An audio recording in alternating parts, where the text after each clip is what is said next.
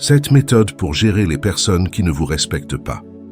Il y a des moments dans la vie où l'on se sent réduit, rabaissé, effacé. Ces regards condescendants, ces paroles méprisantes, ces gestes qui semblent vous nier. Vous avez probablement vécu ces situations, ces moments où vous vous êtes demandé « Pourquoi moi ?» Une question née non seulement de l'offense, mais aussi de la douleur qu'elle provoque. Ce manque de respect, loin d'être anodin, s'infiltre dans votre esprit et ébranle votre équilibre.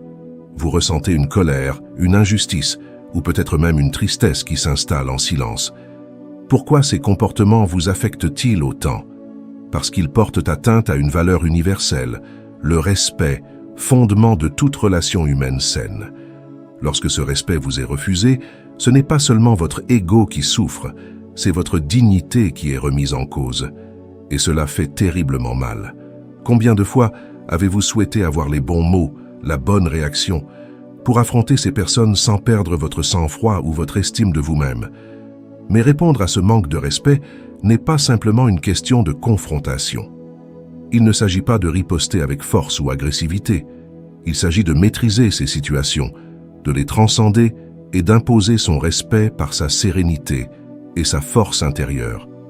C'est là que le stoïcisme, avec sa sagesse intemporelle, offre une solution.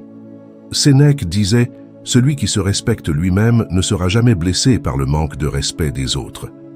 Ce que vous découvrirez dans cette vidéo, ce ne sont pas seulement des façons de réagir, mais des moyens de reprendre le contrôle de vous-même et d'imposer un respect durable.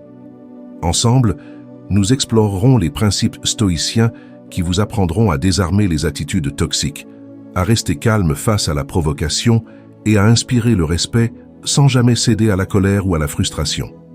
Mais surtout, nous verrons comment ces situations, aussi difficiles soient-elles, peuvent devenir des occasions de grandir et de s'affirmer. Restez jusqu'à la fin, car cette vidéo dépasse une simple réflexion sur le respect. Elle est une véritable transformation, une manière de vous protéger du manque de respect tout en renforçant votre estime de vous-même. Si cette vidéo vous plaît, n'hésitez pas à laisser un like pour nous encourager à continuer à créer du contenu inspirant. Abonnez-vous pour poursuivre ce voyage vers la maîtrise de soi et activez la cloche pour ne manquer aucun nouveau contenu. Partagez cette vidéo avec ceux qui, comme vous, cherchent à reprendre le pouvoir sur leur sérénité et leur respect et laissez un commentaire pour nous faire part de votre expérience. Chaque histoire est une lumière pour quelqu'un d'autre. Commençons par le premier principe. Comprendre la racine du manque de respect. Le manque de respect frappe là où nous sommes le plus vulnérables. Il touche cette partie de nous qui cherche la reconnaissance, l'acceptation et la validation. Mais pourquoi certaines personnes méprisent-elles, ignorent-elles et rabaissent-elles? S'agit-il d'un signe de supériorité ou, au contraire, d'une preuve d'insécurité? La première étape pour faire face à ceux qui ne vous respectent pas est de comprendre que leur comportement n'a souvent rien à voir avec vous, mais tout à voir avec eux-mêmes. Le stoïcisme nous enseigne que les actions des autres reflètent leur monde intérieur, pas le nôtre. Épictète a dit « Ne blâmez jamais les événements ou les autres, accuse-toi seulement de leur donner de l'importance. » Cela ne signifie pas que leur comportement est acceptable, mais que leur attitude révèle leur propre lutte, leur fragilité. Lorsque quelqu'un manque de respect, il projette souvent ses insécurités, ses frustrations ou son besoin de domination pour combler un vide intérieur. Comprendre cela ne justifie pas le manque de respect, mais cela vous permet de le voir sous un jour différent. Une remarque méprisante, par exemple, peut être une façon pour l'autre personne d'attirer l'attention sur elle, en détournant son propre malaise sur vous.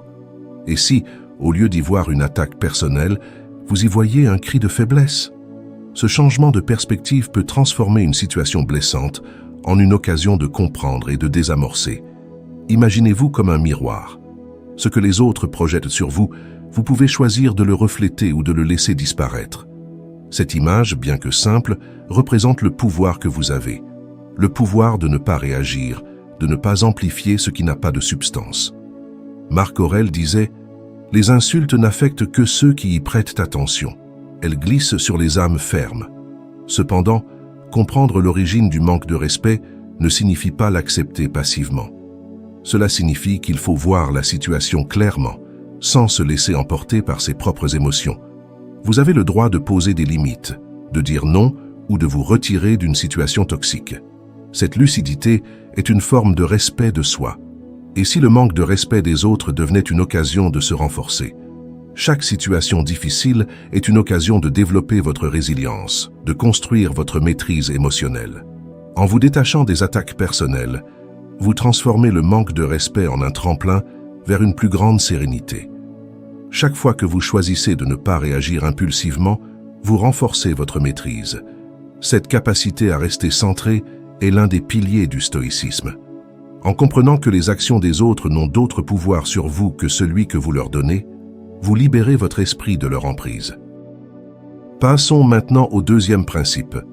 Ne cherchez pas la validation extérieure. L'une des raisons pour lesquelles le manque de respect nous affecte si profondément est notre besoin de validation externe. Nous cherchons à être appréciés, à être reconnus pour ce que nous sommes ou ce que nous faisons. Mais cette quête, bien qu'humaine, est également source de souffrance.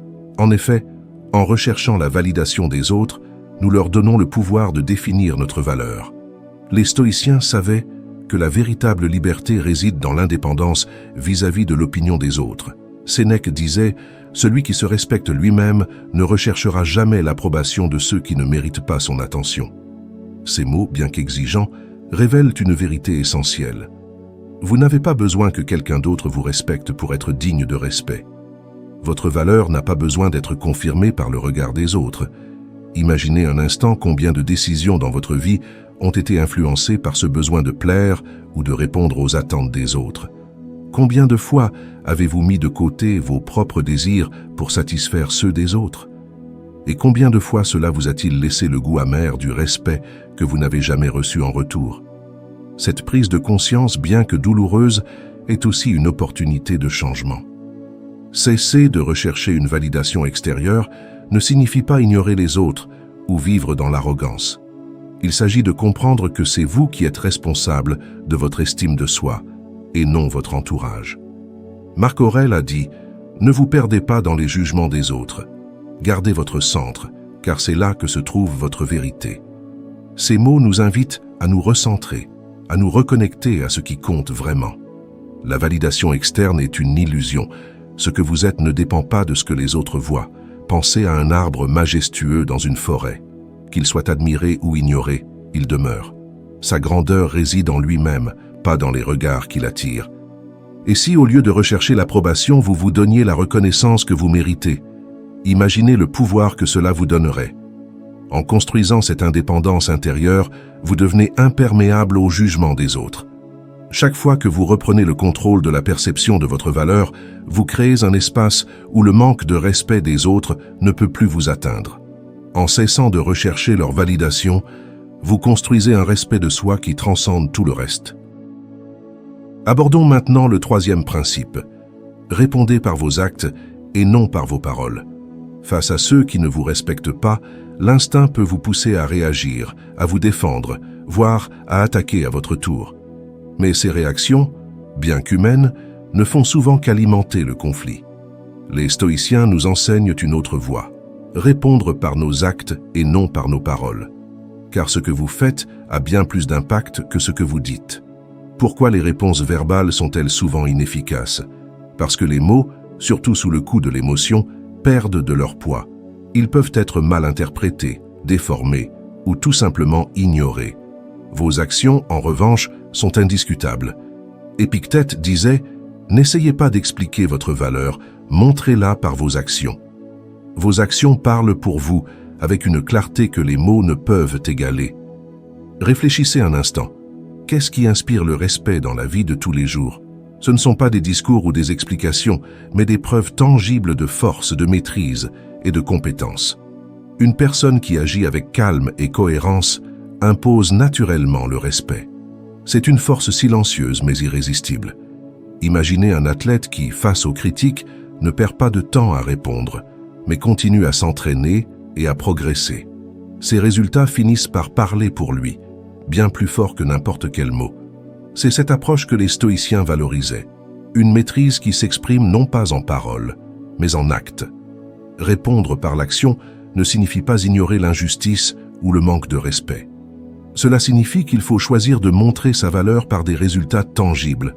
Cette approche, bien qu'exigeante, permet d'instaurer un respect durable, fondé sur des preuves indiscutables. Et si chaque attaque devenait une occasion de démontrer votre valeur par vos résultats? En agissant avec cohérence et excellence, vous établissez un respect qui va au-delà des mots et qui inspire à long terme. Lorsque vous laissez vos actions parler d'elles-mêmes, vous affirmez une maîtrise qui inspire naturellement le respect. Loin d'être passif, c'est une démonstration puissante de votre force intérieure et de votre indépendance. Passons maintenant au 4e principe. Fixer des limites claires et fermes. Le manque de respect persiste souvent parce qu'il n'est pas affronté. Face au mépris ou à un comportement toxique, il est essentiel de fixer des limites. Il ne s'agit pas d'un acte d'agression, mais de respect de soi. En posant ces limites, vous envoyez un message fort. Vous ne tolérerez rien qui porte atteinte à votre dignité. Les stoïciens nous rappellent que la fixation de limites commence par une compréhension claire de nos propres valeurs. Sénèque disait « Celui qui sait ce qu'il veut ne se perd jamais en concession ». Ce principe exige que vous définissiez ce que vous êtes prêt à accepter et ce que vous n'acceptez pas. Une frontière n'est pas une barrière pour les autres, mais une protection pour vous. Imaginez un collègue qui s'approprie régulièrement votre travail sans reconnaissance. Vous pourriez laisser faire par peur de créer un conflit, mais cela ne ferait que renforcer son comportement. En revanche, en fixant une limite claire et en expliquant calmement ce que vous attendez, vous affirmez votre respect de vous-même. Ce geste, bien que difficile, impose un cadre qui préserve votre équilibre. Poser des limites ne signifie pas élever la voix ou devenir conflictuel. Cela signifie communiquer calmement et fermement, sans laisser de place à l'ambiguïté. Marc Aurèle a dit « douceur dans les mots, mais fermeté dans les principes ». Cette approche à la fois douce et inébranlable est au cœur de la maîtrise stoïcienne. Lorsque vous fixez des limites, vous prenez le contrôle de vos relations. Vous ne laissez plus aux autres le soin de définir ce qui est acceptable. Vous montrez que vous respectez vos besoins et que vous attendez des autres qu'ils fassent de même. Et si poser des limites était une forme de libération? Chaque fois que vous exprimez clairement ce que vous acceptez et ce que vous refusez, vous renforcez votre confiance en vous et inspirez le respect. Ces limites deviennent une boussole qui guide vos interactions et protège votre sérénité. Explorons maintenant le 5e principe. Pratiquer l'art du détachement. Le manque de respect peut être une source de frustration intense, mais il peut aussi devenir un poison que vous portez longtemps après l'incident. Les mots blessants résonnent dans votre esprit, les gestes dévalorisants hantent vos pensées. Mais pourquoi leur donner autant d'espace? Le stoïcisme propose une solution radicale, le détachement. Le détachement ne signifie pas nier ce que vous ressentez, mais plutôt ne pas vous laisser posséder par ces émotions. Marc Aurèle disait « Quoi qu'il t'arrive, regarde-le comme une pierre posée devant toi et non comme un fardeau que tu portes. » Ce principe nous rappelle que nous avons le choix de laisser les offenses derrière nous. Imaginez une dispute avec un être cher au cours de laquelle des mots durs ont été échangés. Si vous restez attaché à ces mots, ils continueront à vous blesser, longtemps après la fin de l'échange. En choisissant de lâcher prise, vous reprenez le contrôle de votre paix intérieure. Vous ne niez pas ce qui a été dit, mais vous refusez que cela vous définisse. Le détachement demande de la pratique. Il s'agit d'apprendre à observer ses émotions sans s'y identifier. Comme un nuage qui passe, elles ne sont que temporaires. Épictète a dit « Ce qui trouble les hommes, ce ne sont pas les choses elles-mêmes, mais les jugements qu'ils portent sur elles. » Ce simple changement de perspective transforme le poison de l'irrespect en une expérience fugace et inoffensive. En pratiquant le détachement, on découvre une liberté que peu de gens atteignent. Vous devenez imperméable aux provocations et aux attitudes méprisantes. Votre calme devient votre réponse la plus puissante, une démonstration de votre force intérieure. Chaque fois que vous choisissez de ne pas porter le fardeau de l'offense, vous allégez votre charge. Ce détachement est une invitation à aller de l'avant, libéré de ce qui ne mérite pas votre énergie. Abordons maintenant le 6e principe, cultiver la force par la résilience. Être confronté à un manque de respect peut être une expérience humiliante et parfois même déstabilisante. Mais ces épreuves, aussi douloureuses soient-elles, peuvent devenir une source de force et de résilience. Le stoïcisme nous enseigne que chaque difficulté est une opportunité déguisée, une chance de renforcer notre caractère. Sénèque a dit « Le feu met l'or à l'épreuve, l'adversité met les hommes à l'épreuve ». Ces mots nous rappellent que ce n'est pas l'absence de défis qui nous définit, mais la façon dont nous les affrontons. Chaque confrontation avec un manque de respect peut devenir une leçon, une occasion de grandir. Imaginez une situation où un supérieur rabaisse vos efforts de façon répétée. Plutôt que de céder, vous pouvez utiliser cette expérience pour renforcer votre détermination. Chaque remarque désobligeante devient un catalyseur pour prouver votre valeur, non pas par des mots mais par des actes. La résilience ne consiste pas à subir passivement, mais à transformer chaque difficulté en tremplin. En vous appuyant sur vos valeurs et en restant fidèle à vous-même, vous montrez que votre force intérieure est inébranlable. Marc Aurèle a dit « Ce qui fait mal aujourd'hui sera demain un souvenir de force ». Ces mots nous rappellent que la douleur du moment peut devenir une source de fierté. En cultivant la résilience, vous devenez plus qu'un survivant. Vous devenez un exemple de maîtrise et de force. Chaque obstacle sur votre chemin devient la preuve de votre capacité à surmonter et à vous élever. Cette résilience n'est pas seulement une réponse au manque de respect, c'est une transformation. En renforçant votre caractère, vous inspirez le respect, même à ceux qui vous méprisaient auparavant. Poursuivons avec le 7e principe, la révélation du respect intérieur. Tout ce parcours nous mène ici, à la clé de voûte de la gestion de l'irrespect, se respecter soi-même. Car la vérité est simple, personne ne peut vous respecter plus que vous ne vous respectez vous-même. Ce respect intérieur est le fondement de toutes vos relations. C'est votre refuge et votre force. Marc Aurèle disait « Si tu t'honores toi-même, tu ne te sentiras jamais déshonoré ». Ces mots, bien que simples, contiennent une vérité profonde. Le respect que vous exigez des autres commence par le respect que vous vous portez à vous-même. Chaque fois que vous vous dévalorisez, chaque fois que vous permettez que le manque de respect persiste, vous sapez cette base.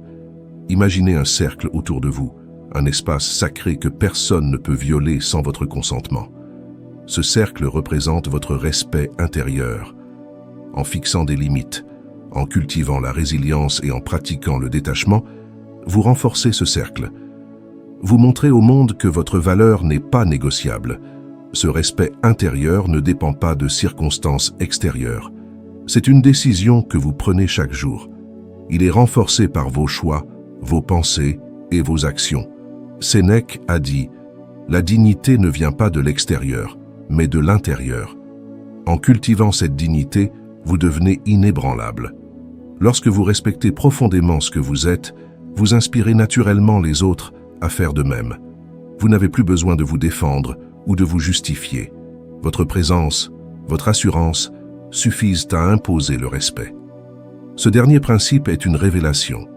Le respect que vous recherchez chez les autres commence toujours par vous-même. Et lorsque vous l'aurez pleinement intégré, aucun manque de respect ne pourra plus jamais vous atteindre. Vous avez emprunté un chemin essentiel, un voyage au cœur de la gestion de l'irrespect. À travers ces principes, une vérité a émergé. Le respect que vous recevez des autres commence par le respect que vous vous portez à vous-même. Il ne s'agit pas seulement de techniques ou de réactions, mais d'une transformation profonde, d'une nouvelle façon de se confronter au monde.